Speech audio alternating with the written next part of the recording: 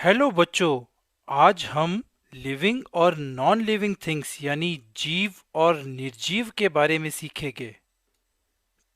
हमारे चारों ओर लोग, जानवर, पेड़ पौधे, घर, कपड़े, मेज, कुर्सी, खिलौने आदि चीजें होती है ना।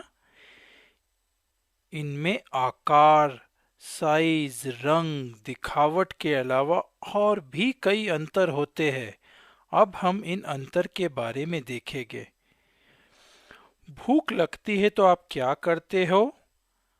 आप खाना खाते हो और खाने के बाद पानी पीते हो। वैसे ही सभी जानवर और पेड़ पौधों को भी भोजन और पानी की जरूरत होती है। जैसा कि कहानी में हमने देखा, भूख लगती है तो वह कुत्ता दूध पीता था। क्या बर्तन कभी खाना खाता है? नहीं, यह नहीं हो सकता। कहानी में चतुर ने झूठ बोला था कि बर्तन खाना खा रहा है।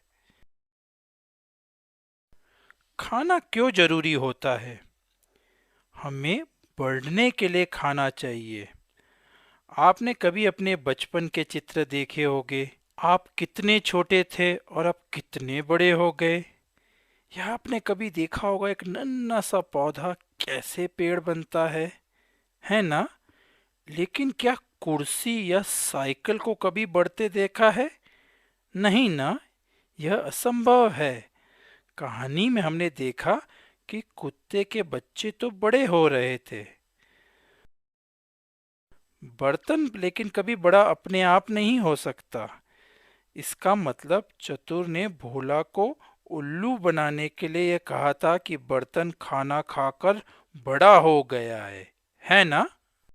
हम सब चल सकते हैं, दौड़ सकते हैं। इसी तरह सभी जानवर एक जगह से दूसरी जगह तक चले जाते हैं। पक्षी उड़ सकते हैं, मछली तैर कर आगे चले जाती है। पर क्या बर्तन अपने आप चल सकता है? नहीं, बर्तन अपने आप हिल नहीं सकता। कोई और उसे ढकेले या खींचे तो वह दूसरी जगह पहुंचता है। जैसे कि कहानी में आपने देखा होगा कि चतुर भोला की दुकान से बर्तन उठाकर लाया। इसी प्रकार हमारे घर भी स्थिर है, वह अपने आप एक जगह से दूसरी जगह नहीं जा सकते। अजनबी को देखकर कुत्ता क्यों भौंकता है? कभी हम खुश, कभी नाराज होते हैं। यानी परिस्थिति के हिसाब से हम अपना व्यवहार करते हैं। जैसे कि कहानी में भोला को देखते ही कुत्ता खुशी से दुम हिलाता है। शुरू शुरू में भोला चतुर से छोटे बर्तन की जगह बड़ा बर्तन पाकर खुश होता था। लेकिन बाद में जब चतुर ने कहा कि उसकी अंगूठी मर गई तो उससे गुस्सा आने लगा। सही है ना। हम सभी परिस्थिति के हिसाब से रिएक्ट या व्यवहार करते हैं। मुर्गी अंडे देती है और उसके चूजे उन अंडों से बाहर आते हैं। माँ बच्चों को जन्म देती है। जैसा कि हमने कहानी में देखा, भोला कितना खुश हुआ था जब उसके कुत्ते ने दो छोटे छोटे पिल्लों को जन्म दिया था। पर चतुर जरूर झूठ बोल रहा था जब उसने कहा था कि बड़ा वाला 10 किलो के बाट ने एक छोटे 1 किलो के बाट को जन्म दिया। सही है ना बच्चों? क्या आप अपनी नाक बंद कर कर ज्यादा समय तक रह सकते हो? नहीं ना। हम ताजी हवा नाक से अंदर लेते हैं, इसे सांस लेना कहते हैं। सभी पौधे और सभी जानवरों को सांस लेना जरूरी होता है। जैसे कि मछली पानी में रहती है, लेकिन वह पानी में मिश्रित हवा से सांस लेती है।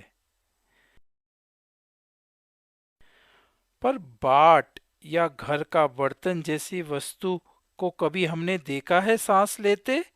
नहीं ना, वे सांस नहीं लेते।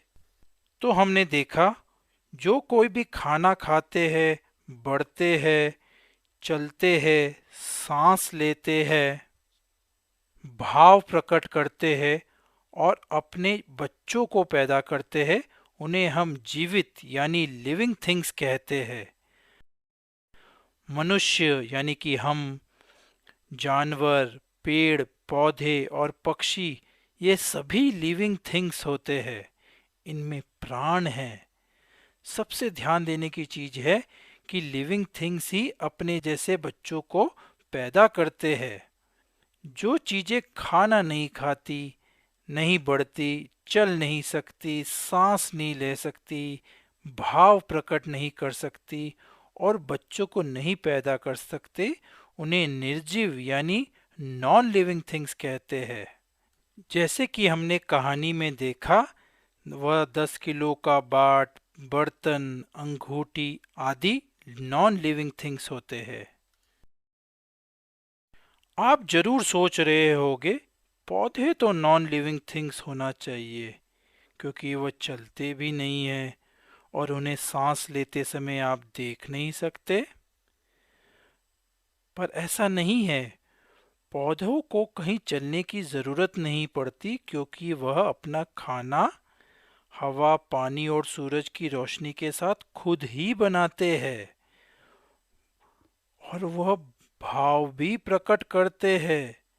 जैसे कि टच मी नॉट का पौधा अपनी पत्ती बंद कर लेता है अगर कोई उसे छूता है तो।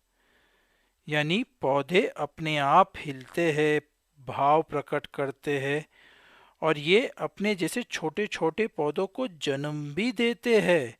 इसलिए पौधे जीवित है यानी लिविंग थिंग्स है। बाय बाय बच्चों।